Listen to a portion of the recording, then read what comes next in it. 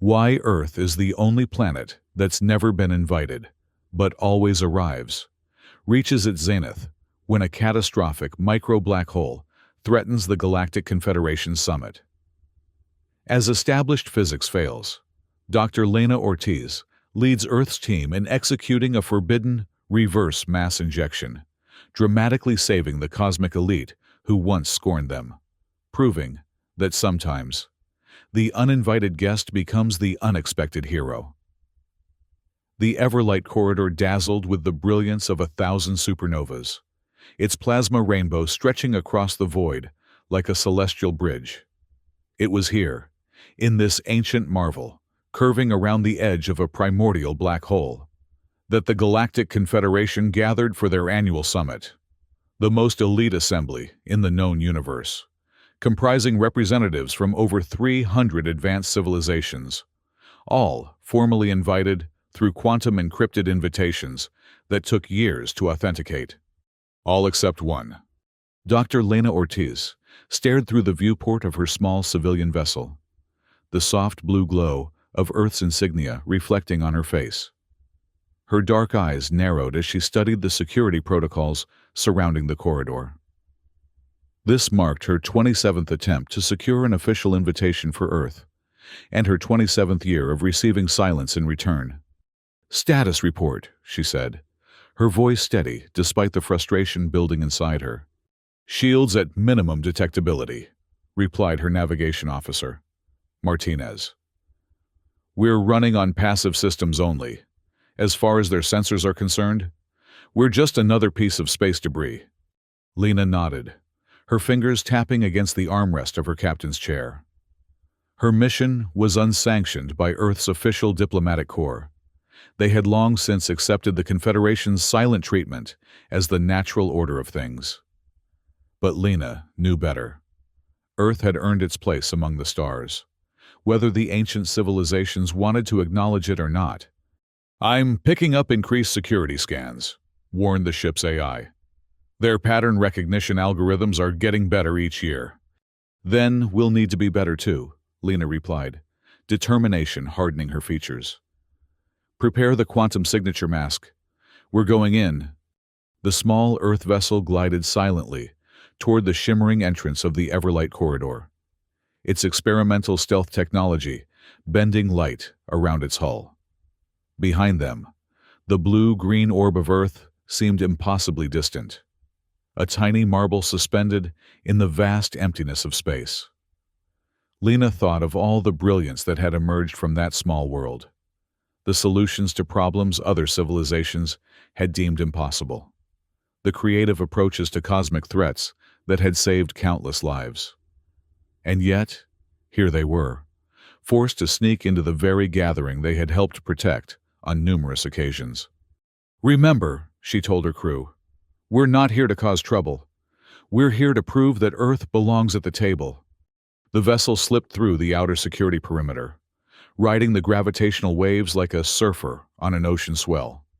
For a moment, Lena allowed herself to hope.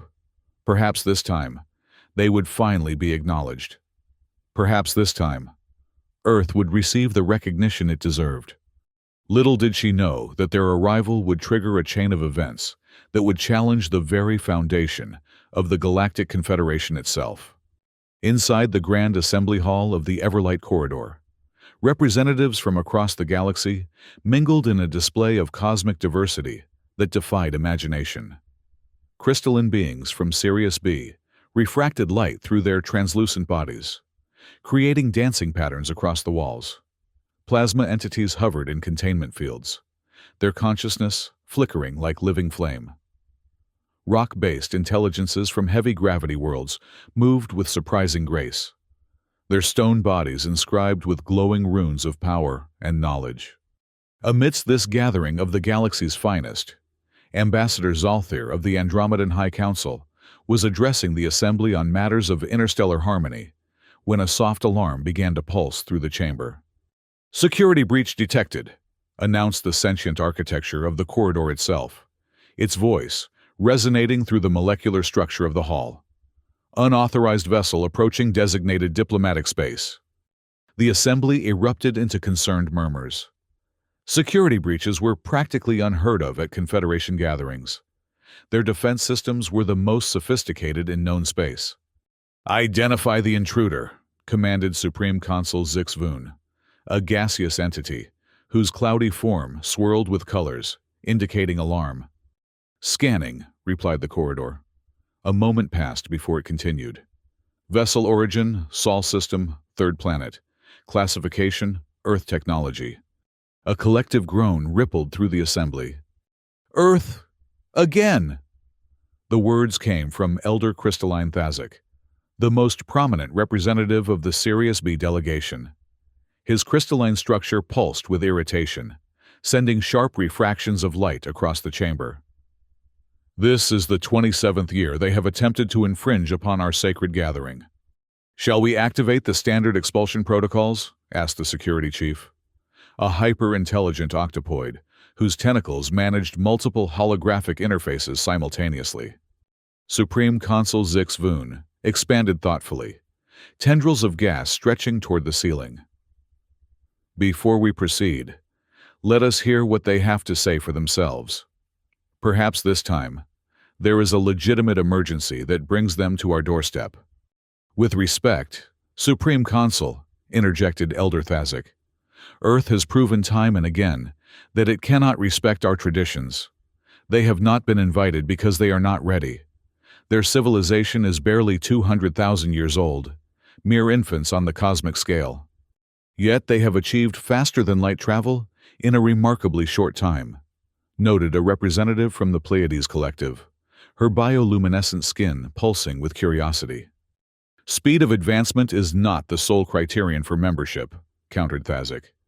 "It is about stability, predictability, adherence to cosmic order." As the debate continued, the security screens displayed the approaching Earth vessel.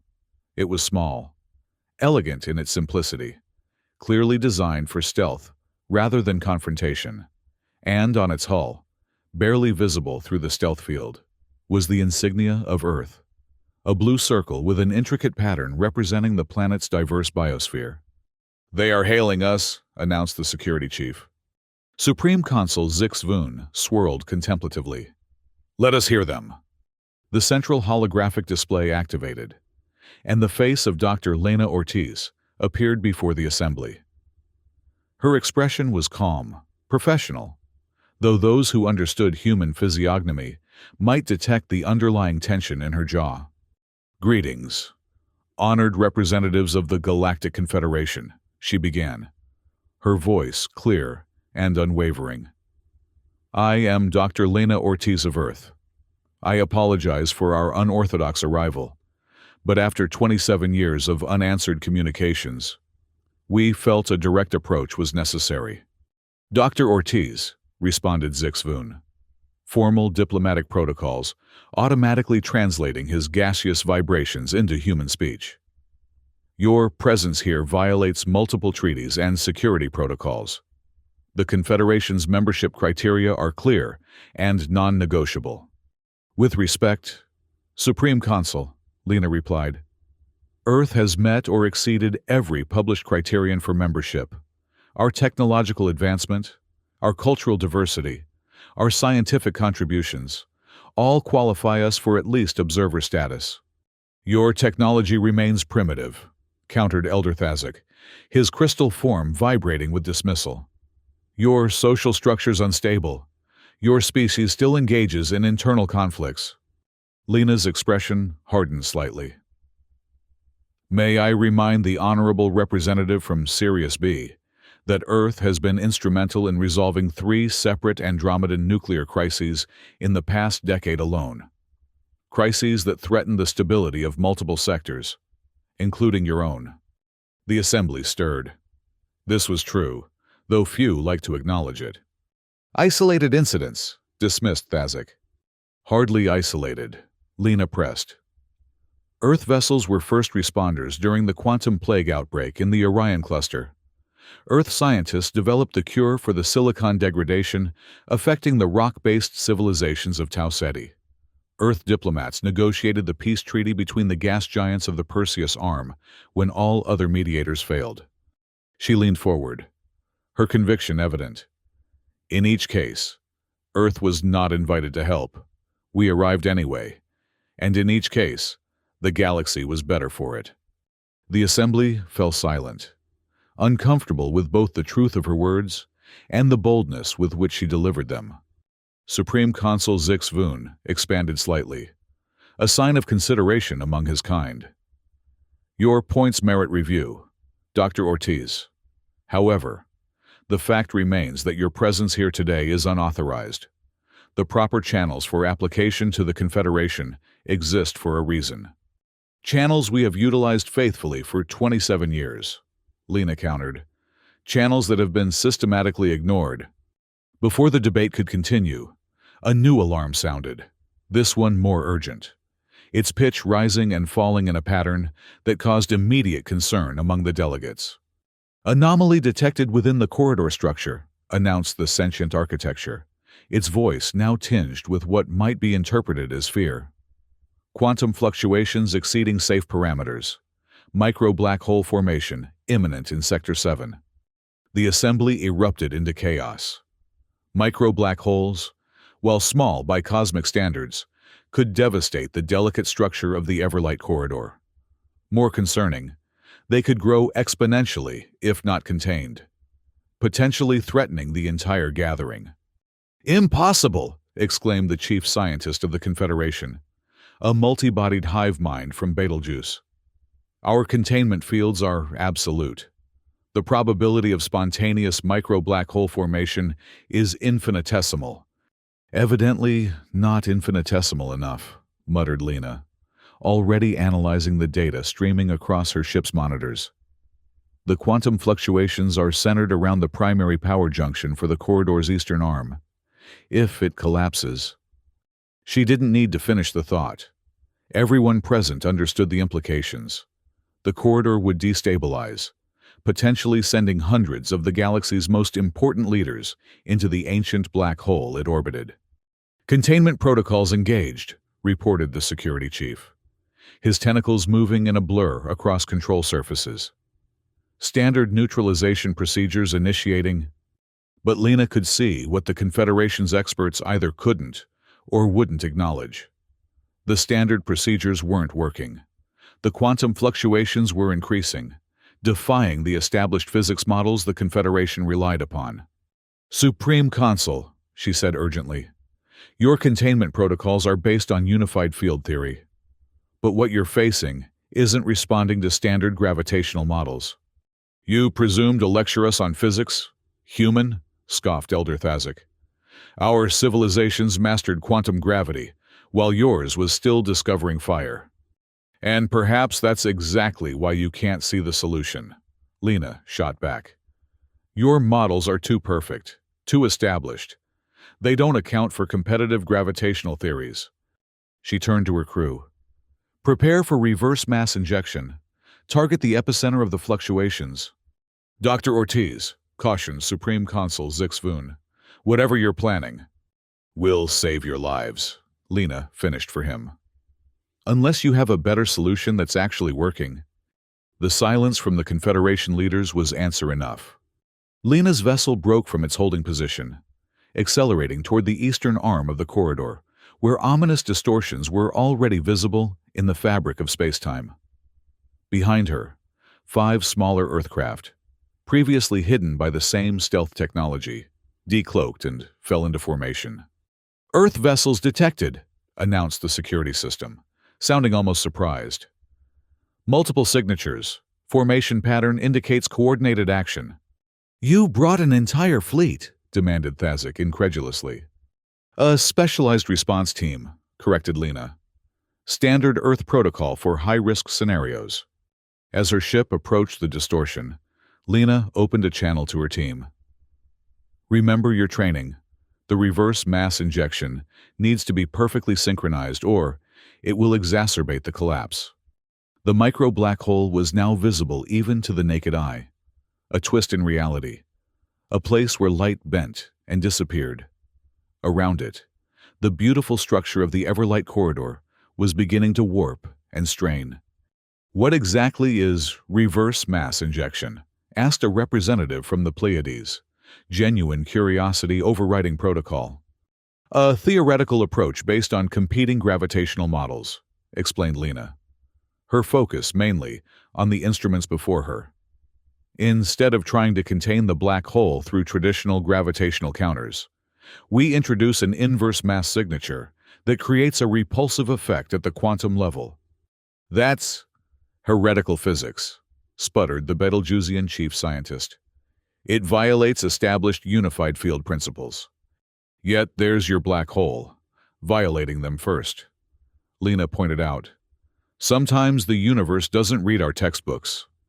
The Earth vessels moved into position, forming a perfect pentagon around the spatial anomaly.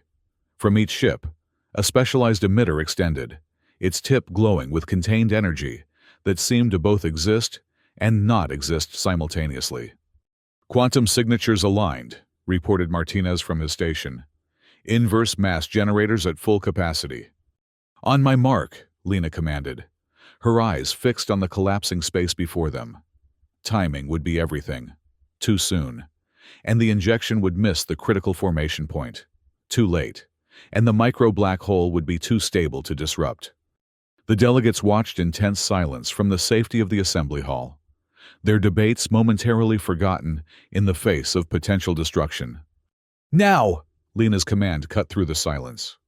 5 beams of impossible energy, energy that by all conventional physics shouldn't exist, lanced from the Earth vessels toward the heart of the anomaly.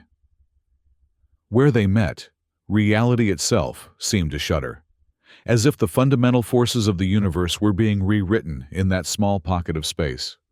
For a terrible moment, nothing happened. Then, the micro-black hole began to contract, its event horizon shrinking as the inverse mass signature forced it to consume itself rather than the surrounding spacetime. "It's working," whispered someone in the assembly hall. But victory was premature. As the anomaly continued to collapse, the security systems of the Everlight corridor, programmed to protect against any unknown energy signatures, suddenly activated. Massive defense fields slammed into place around the entire eastern arm, cutting off the Earth vessels from the rest of the corridor. "Eternal lockdown initiated," announced the sentient architecture. "Unknown energy signature detected.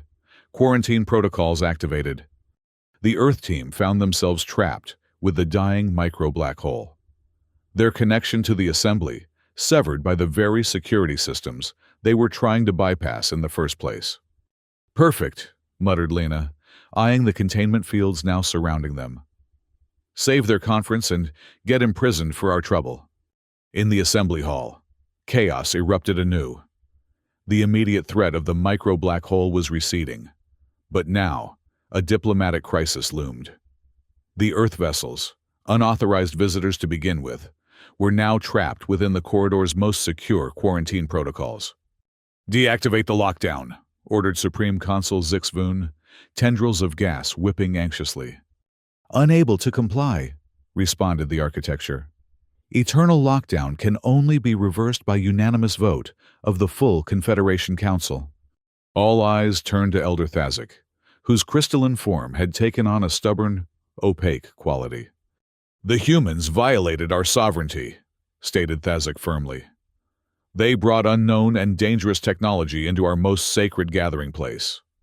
The lockdown protocols exist precisely for such situations." "They also just saved us from a catastrophic collapse," pointed out the Pleiadian representative. "A collapse that, for all we know, they might have engineered to appear heroic," countered Thazak.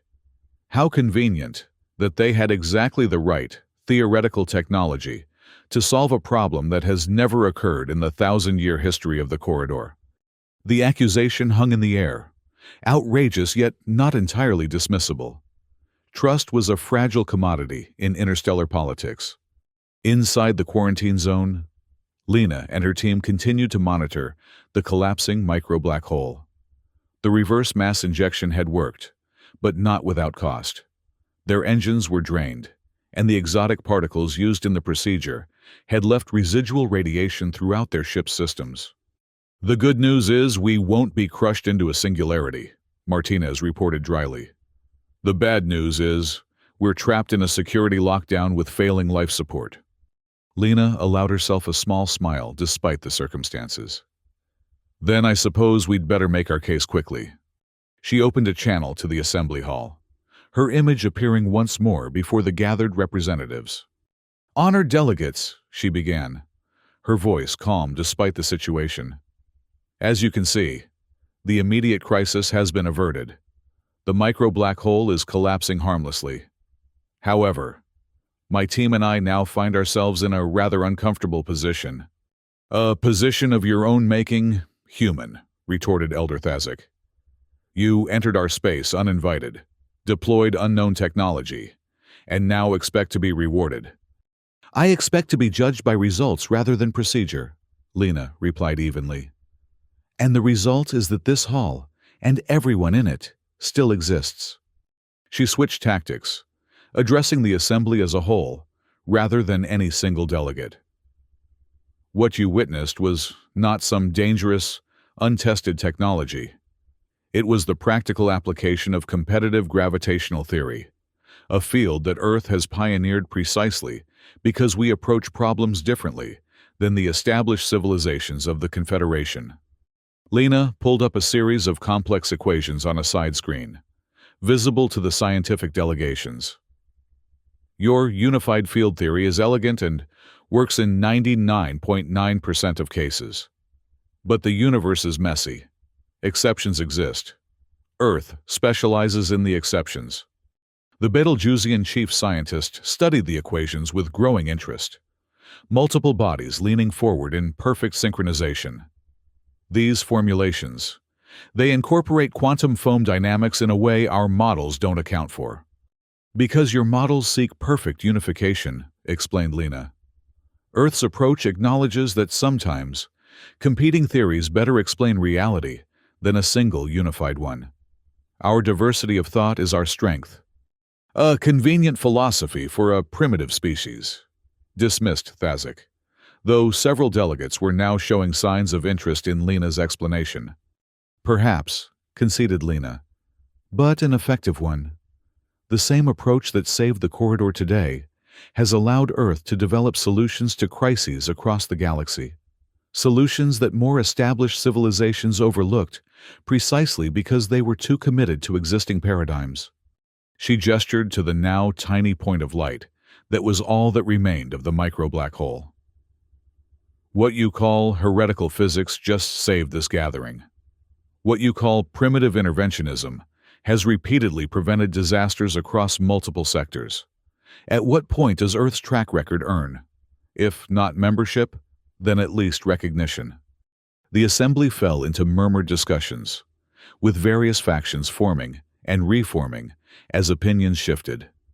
Lena could see that some delegates were genuinely reconsidering their positions, while others, led by the implacable Elder Thazak, remained firmly opposed. Supreme Consul Zix Voon expanded to his full diplomatic volume, signaling his intention to speak officially.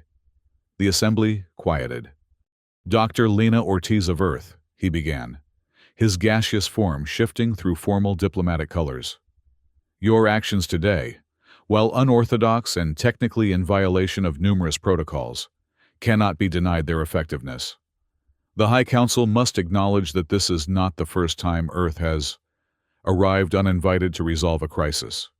He paused, tendrils swirling in what might have been the gaseous equivalent of a sigh. It has been brought to our attention that on no fewer than 5 occasions, Earth vessels have intercepted and neutralized X-ray superobjects that threaten the fabric of spacetime in populated regions, interventions that occurred without formal request or authorization from the Confederation. Lena maintained a neutral expression, though internally she was surprised. The X-ray superobject interventions had been classified at the highest levels of Earth security. The fact that the Confederation knew about them suggested they had been monitoring Earth more closely than they admitted. Earth does what needs to be done, she said simply, invited or not. So it would seem, acknowledged Zix Voon. The question before us now is what to do with you and your team, trapped as you are in our security protocols." Elder Thazik's crystalline structure pulsed with rigid patterns, the equivalent of a scowl. "The protocols are clear. Unauthorized vessels deploying unknown technology are subject to indefinite containment." "Or," countered the Pleiadian representative, her bioluminescence brightening with emphasis, "we could recognize that our protocols, while generally wise, did not anticipate this specific scenario. Perhaps flexibility is warranted." "Flexibility is the first step toward chaos," warned Thazik. "The Confederation has endured for millennia precisely because we adhere to established order." "And yet," observed a previously silent representative from a gas giant civilization, "it was Earth's flexibility that saved us today. There is wisdom in order, yes, but perhaps also wisdom in knowing when to bend." The debate continued, with various factions arguing their positions with increasing passion. Throughout it all, Lena and her team remained trapped in the quarantine zone, their ship's systems gradually deteriorating under the strain of the aftermath of the reverse mass injection. Finally, after what seemed like hours of debate, Supreme Consul Zix Voon called for order. "The High Council has deliberated," he announced, his form now displaying the formal patterns of official judgment. "And we have reached a decision. All eyes, optical sensors, and sensory apparatuses of various descriptions turned toward the Supreme Consul. Earth," he began slowly, "is undeniably a troublesome planet. Its people are unpredictable, their methods unorthodox, their adherence to protocol questionable at best." Lena tensed, preparing for the worst. "They are also, it must be acknowledged, remarkably effective." A surprised murmur ran through the assembly. "The lockdown protocols will be suspended," continued Zix Voon, "by emergency override of the High Council. The Earth vessels will be escorted safely out of the corridor." Elder Thazik's crystalline form darkened in protest, but he remained silent, bound by the Council's decision. "Furthermore," Zix Voon went on, "in recognition of Earth's unique contributions to galactic stability, the High Council extends an official apology for our previous dismissals of Earth's communications." Now the murmurs became a wave of astonished exclamations. Official apologies from the Confederation were almost unheard of. "Dr. Lena Ortiz," Zix Voon addressed her directly, "the Council would like to formally offer you the position of Special Envoy to the Galactic Confederation." "This is not full membership," he clarified quickly, seeing Lena's expression brighten, "but rather an acknowledgement that Earth's perspective, while different from our own, may occasionally provide value." Lena considered the offer carefully. It wasn't everything she had hoped for. Earth would still not have a vote in Confederation matters. But it was a start, a foot in the door that had been firmly closed for decades. "And Earth itself?" she asked. "What status would my planet hold?" "Earth would be granted honorary observer status," replied Zix Voon. "Again, not full membership, but the right to attend Confederation gatherings, access certain information repositories, and formally request assistance in matters of global significance." It was less than Earth deserved. Lena knew. But it was more than they had ever been offered before. And perhaps most importantly, it was official recognition, a step away from being the outsiders who arrived uninvited to every crisis. "I accept the position of Special Envoy," Lena said formally.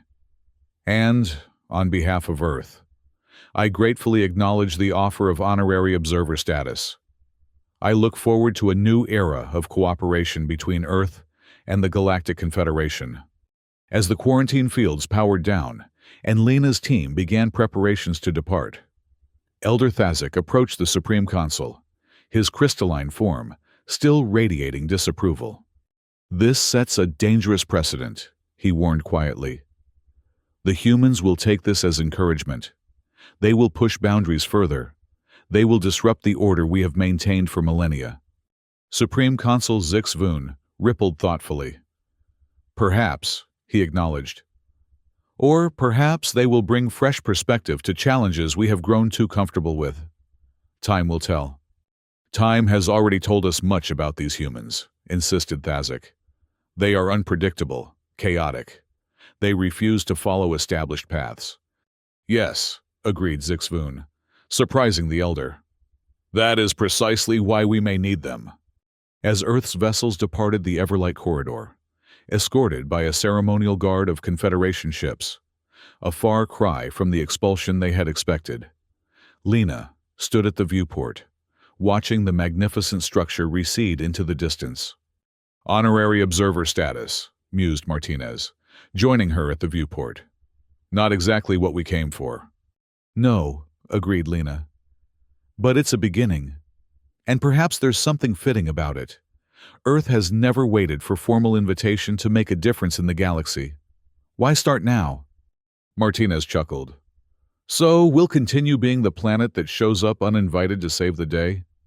With one key difference, Lena smiled. Now they'll be expecting us. As their ship set course for home, the crew of the Earth vessel couldn't know that back in the assembly hall. The delegates were still discussing the implications of the day's events. Many remained skeptical of Earth's unorthodox methods and questionable protocols. But more than a few found themselves privately thinking that perhaps the galaxy needed its troublemakers, those willing to arrive uninvited when crisis struck, those unbound by the weight of tradition and established theory. And in the private chambers of the Supreme Council, Zixvoon reviewed the data from the micro-black hole incident with growing interest. The human's competitive gravitational theory shouldn't have worked according to all established science. And yet it had. What other impossibilities might this young, brash species accomplish if given the chance? The question remained unanswered as the Confederation summit continued.